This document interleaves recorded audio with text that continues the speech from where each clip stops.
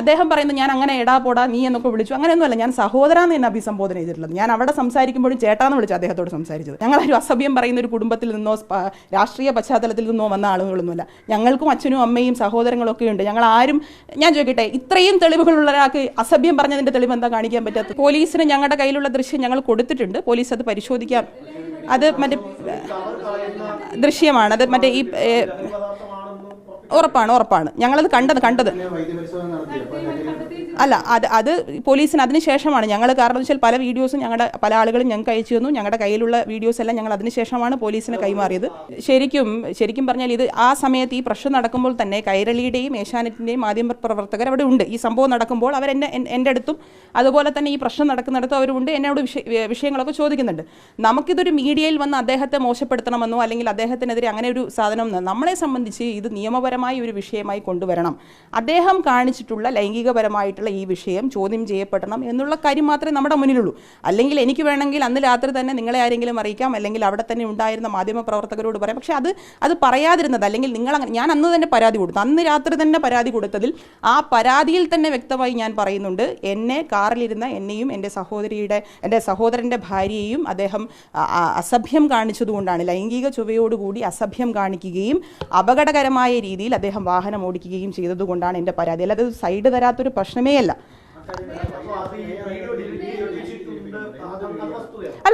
അദ്ദേഹം ഈ അതിനകത്തുണ്ടായിരുന്ന, എനിക്ക് തോന്നുന്നു മറ്റേതൊരു ജീവനക്കാരനാണെന്ന് തോന്നുന്നു, അദ്ദേഹത്തോട് ഞാൻ പറഞ്ഞു ഇത് നിങ്ങൾ കരുതല്ല. അപ്പോൾ അദ്ദേഹം എന്നോട് പറഞ്ഞത് ഈ ഡ്രൈവർ പൊതുവേ അങ്ങനെയാണ്, ഞാൻ അതുകൊണ്ടാണ് വീഡിയോ എടുത്തതെന്ന് പറഞ്ഞു. ഞാൻ പറഞ്ഞു നിങ്ങൾ അവരെ പേഴ്സണലി നിങ്ങൾ അതിന് അറ്റാക്ക് ചെയ്യേണ്ട ആവശ്യമില്ല.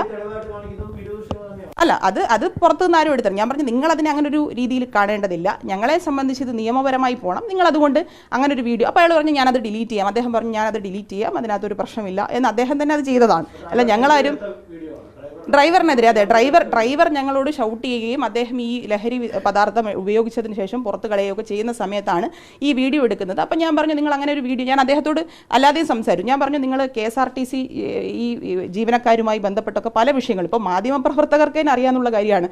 നിങ്ങൾ തന്നെ പല റിപ്പോർട്ടുകളും കൊടുക്കുന്ന സമയത്ത്, ഇതിനു മുൻപ് തന്നെ KSRTC ബസ്സുമായി ബന്ധപ്പെട്ട വിഷയങ്ങൾ കൊടുക്കുന്ന സമയത്ത് നിങ്ങളാരും ഈ KSRTC ഡ്രൈവർമാരുടെ ഭാഗമൊന്നും കേൾക്കാൻ പോയിട്ടില്ല. പല അപകടങ്ങളുണ്ടായി, പല വിഷയങ്ങളുണ്ടായപ്പോൾ ഒരു കേസിലും, ഇതിനു മുമ്പുള്ള ഒരു കേസിലും KSRTC ഡ്രൈവർമാരുടെ ഭാഗമേ നമ്മൾ കേട്ടിട്ടില്ല.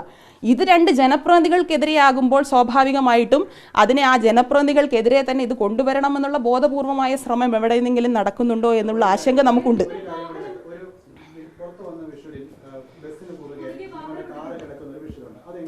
അല്ല, ബസ്സിന് കുറുകെ അല്ല കാർ കിടക്കുന്നത്, അത് സിഗ്നലാണ്. സിഗ്നലിൽ ആ ബസ്സിന് മുന്നിലേക്ക് വാഹനം പാർക്ക് ചെയ്യുകയും ഞങ്ങൾ ഇറങ്ങിയതിന് ശേഷം വാഹനം മാറ്റിയിടുകയുമാണ് ചെയ്തത്. പോലീസ് വന്നതിന് ശേഷമാണ് ബസ് മാറ്റിയിട്ട് ഡ്രൈവറെ ഇറക്കുന്ന ഒരു സാഹചര്യം ഉണ്ടായത്. കുറുകെ വന്നതല്ല, ബസ്സിന് മുന്നിൽ, അതായത് സിഗ്നൽ ഉള്ള സ്ഥലത്ത് സ്വാഭാവികമായിട്ട് ബസ് പുറകിൽ നിർത്തുകയും ഞങ്ങൾ ബസ്സിന് മുന്നിൽ എത്തുകയും ചെയ്തു. ഞങ്ങൾ ഇറങ്ങിയതിന് ശേഷം വാഹനം മാറ്റിയിടുകയും അതിനുശേഷം ഡ്രൈവറോട് സംസാരിക്കുകയാണ് ചെയ്തത്.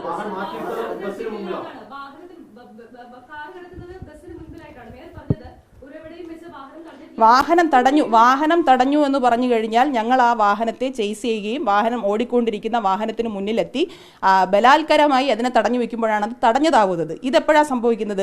ആ സാബല്യം കോംപ്ലക്സിന് മുന്നിലുള്ള സിഗ്നലിൻ്റെ അവിടെ നിൽക്കുന്ന സമയത്ത് അദ്ദേഹം തന്നെ അത് വ്യക്തമാക്കുന്നുണ്ട്. അവിടെ റെഡ് സിഗ്നൽ ആയിരുന്നു. നിങ്ങൾക്ക് CCTV പരിശോധിക്കാമല്ലോ, അവിടെയൊക്കെ CCTV ഉണ്ട്.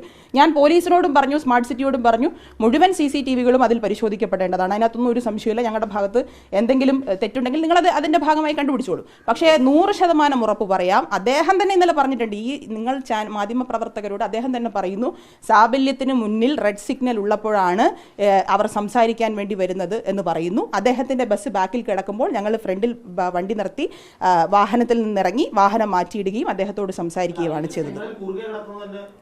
അല്ല, കുറുകെ കിടക്കുന്നത് അതെനിക്കറിയില്ല. ഞാൻ വാഹനം അല്ല,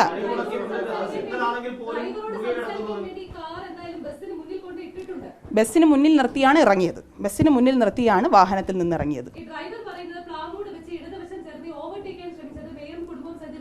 അല്ല, ആ വാഹനത്തിന്റെ ദൃശ്യങ്ങൾ നിങ്ങൾ പരിശോധിക്കൂ, അവിടെയൊക്കെ CCTV ഉള്ളതാണ്. ഞാൻ പറയുന്നത് നിങ്ങൾക്ക് വിശ്വാസമില്ലെങ്കിൽ നിങ്ങൾക്ക് പോലീസുമായി ബന്ധപ്പെട്ട് ആ വിഷ്വൽസ് പരിശോധിക്കാം. ഇതിനകത്ത് മാധ്യമങ്ങൾ സ്വീകരിക്കുന്ന നിലപാട്, ഇതിനകത്ത് വാഹനം ഒരു സൈഡ് തരാത്തത് കൊണ്ട് പ്രശ്നമുണ്ടാക്കി എന്നുള്ളതാണ്. ഞാൻ പറയുന്ന ആ പ്രശ്നമല്ല. ഞാൻ വേണമെങ്കിൽ ആ പരാതി പിന്നെ മാധ്യമങ്ങൾക്ക് തരാൻ റെഡിയാണ്. പോലീസുമായി ബന്ധപ്പെട്ട കാര്യങ്ങൾ നിങ്ങൾക്ക് പരിശോധിക്കാം.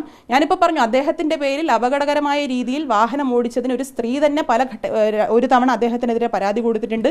പോലീസ് തന്നെ പരിശോധനയിൽ അദ്ദേഹത്തിനെതിരെ 2017 കേസെടുത്തിട്ടുണ്ട്. അപ്പോൾ അത് ഒരു സൈഡ്. അദ്ദേഹം അപകടകരമായ രീതിയിലാണ് വാഹനം, അദ്ദേഹം KSRTC ബസ്സിനെ തന്നെ ഇടിച്ചിട്ടുണ്ട്. അദ്ദേഹം ഇന്ന് ഡ്രൈവറായി പ്രവർത്തിക്കുന്ന KSRTCയുടെ ബസ്സിനെ തന്നെ പ്രൈവറ്റ് വാഹനത്തിൻ്റെ ഡ്രൈവറായി ഇരിക്കുമ്പോൾ അദ്ദേഹം ഇടിച്ചതിൻ്റെ കേസ് നമ്പറാണ് ഞാനിവിടെ വായിച്ചത്. അതിനുശേഷം ഞാൻ പറയുന്നത് നിങ്ങൾ സൈഡിൻ്റെ വിഷയമാണോ എന്നൊക്കെ ഉള്ളത് ഞാൻ പറഞ്ഞിട്ട് നിങ്ങൾക്ക് വിശ്വാസമാകുന്നില്ലെങ്കിൽ നിങ്ങൾക്ക് CCTV ദൃശ്യങ്ങൾ പരിശോധിക്കാനുള്ള എല്ലാ മാർഗ്ഗങ്ങളുണ്ടല്ലോ. പല കേസുകളിലും CCTV ദൃശ്യങ്ങളൊക്കെ കണ്ടെത്തുകയും പരിശോധിക്കുകയും ഒക്കെ ചെയ്തവരാണ് മാധ്യമപ്രവർത്തകർ. അത് സ്വതന്ത്രമായി നിങ്ങൾക്ക് പരിശോധിക്കാം. പക്ഷെ ഞാനിവിടെ പറയാൻ ഉദ്ദേശിക്കുന്നത് അതൊരു പ്രശ്നമേ അല്ല മാധ്യമങ്ങൾക്ക്. അതിലാണ് എനിക്ക് സങ്കടം. കാരണം രണ്ട് സ്ത്രീകളോട് ഒരാൾ അപമര്യാദയായി പെരുമാറുന്നു, ലൈംഗിക ചേഷ്ടയോടുകൂടി. നമ്മളൊക്കെ സഞ്ചരിക്കുന്നില്ലേ പുറത്ത്, നമ്മുടെ ഭാര്യമാർ അല്ലെങ്കിൽ നിങ്ങളുടെയൊക്കെ ഭാര്യ അല്ലെങ്കിൽ അമ്മ അല്ലെങ്കിൽ സഹോദരി അല്ലെങ്കിൽ മക്കൾ, ഇവരൊക്കെ നാളെ ഇറങ്ങി നടക്കണം. എനിക്കൊരു പെൺകുട്ടിയുണ്ട്, ഞാൻ ആ കുട്ടിയും കൂട്ടി പുറത്തു പോകണം. ഈ നാട്ടിൽ പല സ്ത്രീകൾക്കും ഇറങ്ങി നടക്കണം. അപ്പോഴൊക്കെ ഇങ്ങനെ വാഹനത്തിലിരുന്നു കൊണ്ട് ഒരാൾ കാണിച്ചു കഴിഞ്ഞാൽ ഞങ്ങൾ അതിനെ പിന്നെ പ്രതികരിച്ചോളാം എന്ന് പറയുന്നൊരു നിലപാടാണ് നമ്മൾ സ്വീകരിക്കുന്നത്. ഞാനതാ പറഞ്ഞത്, ഇതിനു മുൻപ് പല വിഷയങ്ങളും KSRTC ഡ്രൈവർമാരുമായി ബന്ധപ്പെട്ടോ KSRTCയുമായി ബന്ധപ്പെട്ടു കഴിഞ്ഞാൽ ഒന്നും നോക്കിയിട്ടില്ല മാധ്യമപ്രവർത്തകർ. അപ്പോഴെല്ലാം അഫക്റ്റഡ് ആയിട്ടുള്ള ആളുകൾ മാത്രമേ നമ്മൾ പറഞ്ഞിട്ടുള്ളൂ. ഒരു KSRTC ഡ്രൈവറിൻ്റെയും ഭാഗം ചോദിച്ച് നമ്മൾ പോയിട്ടില്ല. ഇത് 2 ജനപ്രതിനിധികൾക്കെതിരെയാണ്, തിരുവനന്തപുരം മേയർക്കെതിരെയാണ് എന്നുള്ളത് കൊണ്ട് ബോധപൂർവമായി നമ്മളത് ശ്രമിക്കുന്നത് അത് ശരിയല്ല. നമ്മുടെ ഭാഗം എന്ന് പറയുന്നത് സൈഡ് തരാത്ത പ്രശ്നം. ഞങ്ങളങ്ങനെ ജനപ്രതിനിധികളായിരിക്കും അത്ര പോലും കോമൺ സെൻസ് ഇല്ലാത്ത ആളുകളല്ലല്ലോ. സൂപ്പർ ഫാസ്റ്റ് ബസ്സിനോടൊപ്പോ അല്ലെങ്കിൽ സ്വകാര്യ വാഹനത്തിൽ യാത്ര ചെയ്യുമ്പോൾ നമുക്ക് സൈഡ് തന്നില്ല എന്ന് പറഞ്ഞുകൊണ്ടൊരു പ്രശ്നം ഉണ്ടാക്കേണ്ട സാഹചര്യം നമുക്കുണ്ടോ? അങ്ങനെ ഒരു സാഹചര്യം എന്തുകൊണ്ടാണ് വരുന്നത്? ഞങ്ങളുടെ വീട്ടിൽ ഇന്നലെ ഒരു വളരെ ക്ലോസ് ആയിട്ടുള്ള എൻ്റെ ഒരു സഹോദരൻ്റെ വിവാഹമാണ്. ഞങ്ങളുടെ വ്യക്തിപരമായ ആവശ്യമായതുകൊണ്ടാണ് ഞങ്ങളുടെ വീട്ടിലെ കാറിപ്പോയത്. അപ്പോൾ അങ്ങനെ ഞങ്ങൾ അതിൽ പോലും വളരെ ശ്രദ്ധിച്ച് കാര്യങ്ങൾ ചെയ്യുന്ന ഞങ്ങൾക്ക് ഏതെങ്കിലും തരത്തിൽ നമ്മുടെ KSRTCയുടെ ഒരു സൂപ്പർ ഫാസ്റ്റ് ബസ്സിനെ മറികടന്നുകൊണ്ട് ഞങ്ങൾക്ക് പെട്ടെന്ന് എത്തണം എന്ന് കരുതേണ്ട ഒരു ആവശ്യമില്ല. ഞങ്ങൾ ഡോക്ടറെ കണ്ടതിന് ശേഷം ചില ആവശ്യങ്ങൾക്ക് വേണ്ടി പോയതിന് ശേഷമാണ് വരുന്നത്.